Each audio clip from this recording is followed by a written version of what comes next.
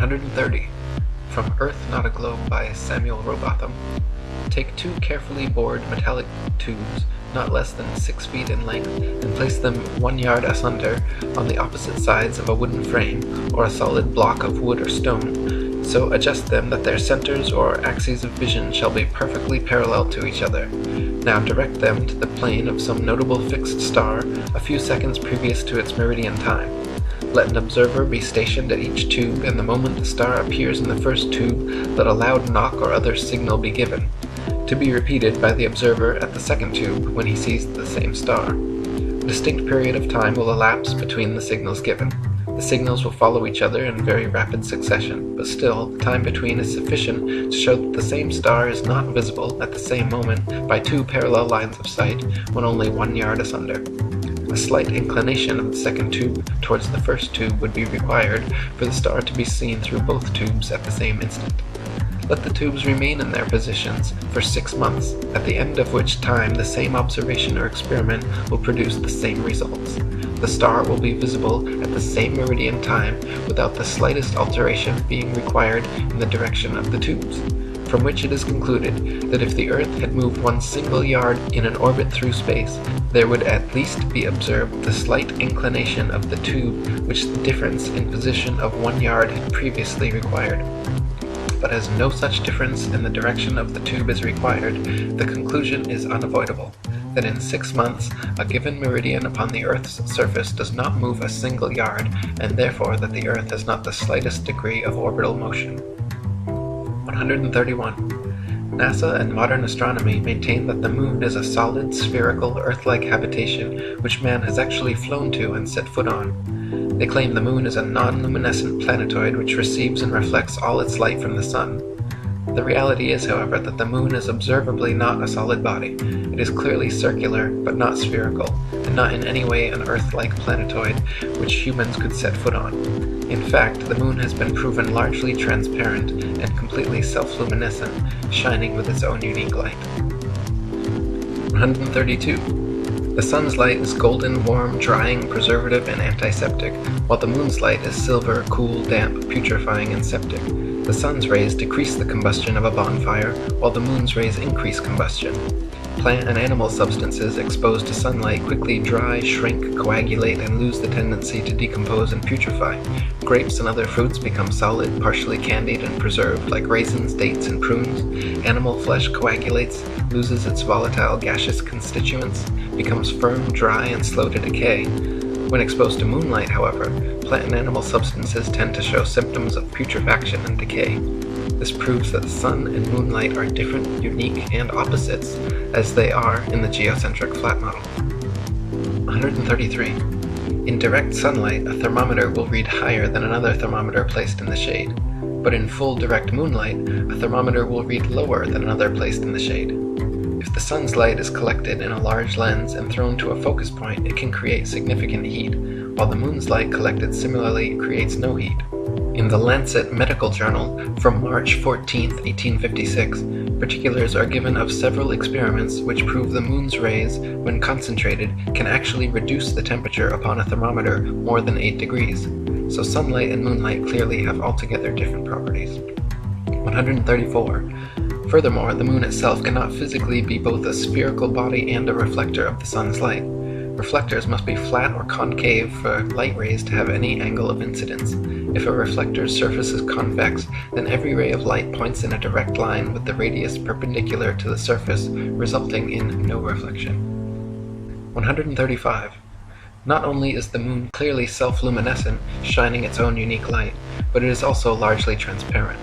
When the waxing or waning moon is visible during the day, it is possible to see the blue sky right through the moon. And on a clear night, during a waxing or waning cycle, it is even possible to occasionally see stars and planets directly through the surface of the moon. The Royal Astronomical Society has on record many such occurrences throughout history which all defy the heliocentric model. 136.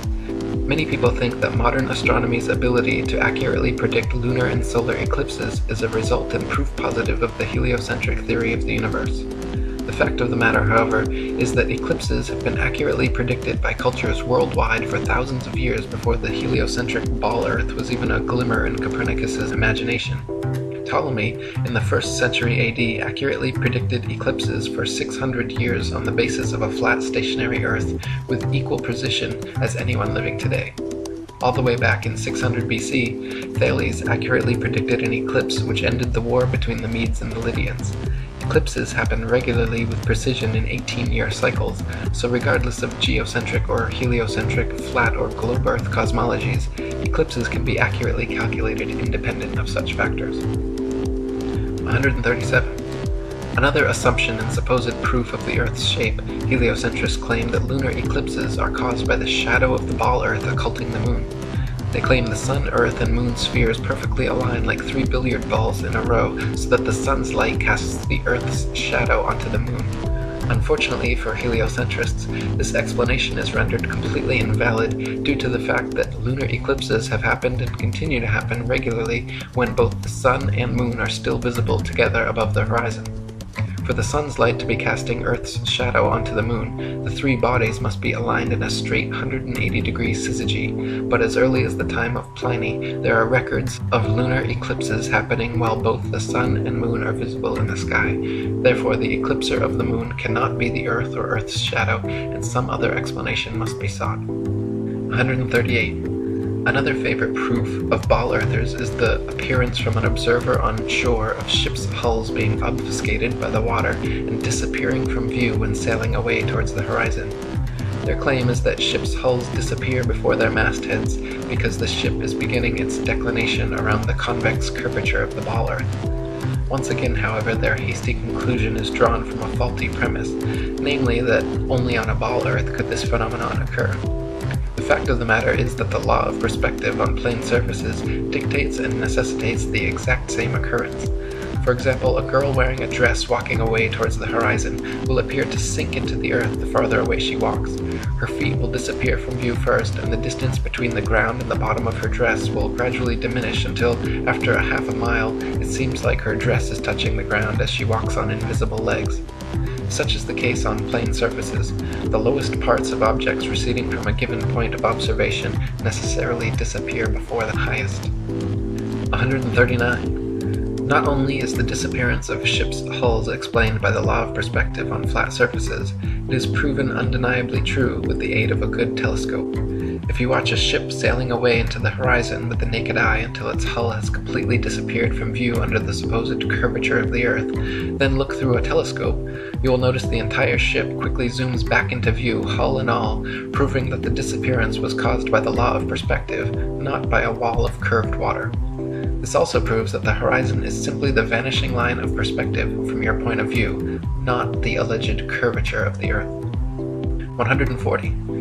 Foucault's pendulums are often quoted as proof of a rotating Earth, but upon closer investigation prove the opposite. To begin with, Foucault's pendulums do not uniformly swing in any one direction. Sometimes they rotate clockwise and sometimes counterclockwise. Sometimes they fail to rotate, and sometimes they rotate far too much. The behavior of the pendulum actually depends on 1. The initial force beginning its swing, and 2. The ball and socket joint, which most readily facilitates circular motion over any other. The supposed rotation of the Earth is completely inconsequential and irrelevant to the pendulum's swing. If the alleged constant rotation of the Earth affected pendulums in any way, then there should be no need to manually start pendulums in motion. If the Earth's diurnal rotation caused the 360-degree uniform diurnal rotation of pendulums, then there should not exist a stationary pendulum anywhere on Earth. 141. The Coriolis effect is often said to cause sinks and toilet bowls in the northern hemisphere to drain spinning in one direction, while in the southern hemisphere causing them to spin the opposite way, thus providing proof of the spinning ball Earth. Once again, however, just like Foucault's pendulums spinning either which way, sinks and toilets in the northern and southern hemispheres do not consistently spin in any one direction. Sinks and toilets in the very same household are often found to spin opposite directions, depending entirely upon the shape of the basin and the angle of the water's entry, not the supposed rotation of the Earth. 142. People claim that if the Earth were flat, they should be able to use a telescope and see clear across the oceans. This is absurd, however, as the air is full of precipitation, especially over the oceans, and especially at the lowest, densest layer of atmosphere, is not transparent. Picture the blurry haze over roads on hot, humid days. Even the best telescope will blur out long before you could see across an ocean. You can, however, use a telescope to zoom in much more of our flat Earth than would be possible on a ball 25,000 miles in circumference. 143. People claim that if the Earth were flat, with the sun circling over and around us, we should be able to see the sun from everywhere all over the Earth, and there should be daylight even at nighttime. Since the sun is not 93 million miles away, but rather just a few thousand, and shining down like a spotlight, once it has moved significantly far enough away from your location, it becomes invisible beyond the horizon, and daylight slowly fades until it completely disappears. If the sun were 93 million miles away and the Earth a spinning ball, the transition from daylight to night would instead be almost instantaneous as you passed the terminator line. 144. Pictures of the moon appearing upside down in the southern hemisphere and right side up in the north are often cited as proof of the ball Earth, but once again, upon closer inspection, provide another proof of the flat model.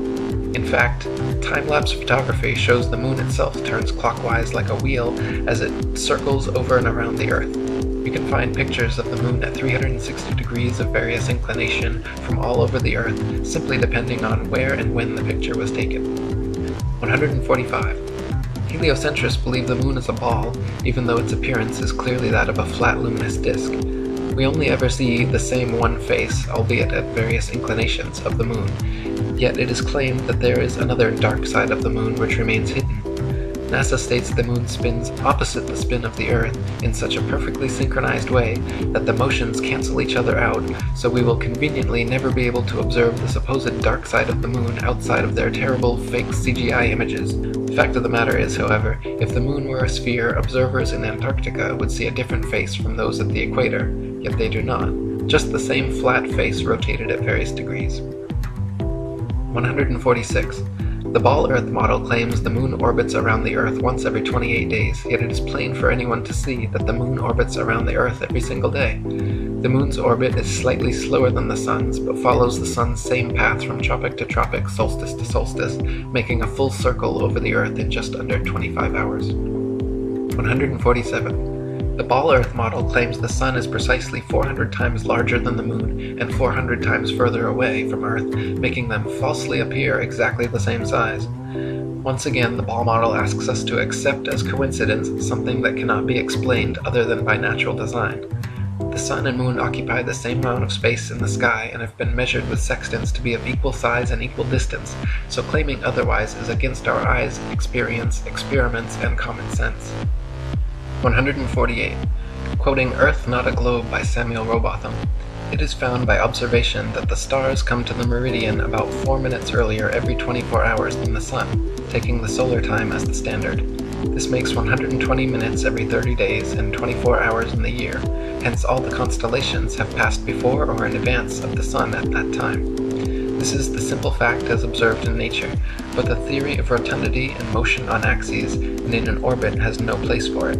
Visible truth must be ignored because this theory stands in the way and prevents its votaries from understanding it. 149. Throughout thousands of years, the same constellations have remained fixed in their same patterns without moving out of position whatsoever. If the Earth were a big ball spinning around a bigger sun, spinning around a bigger galaxy, shooting off from the biggest bang as NASA claims, it is impossible that the constellations would remain so fixed. Based on their model, we should, in fact, have an entirely different night sky every single night and never repeat exactly the same star pattern twice.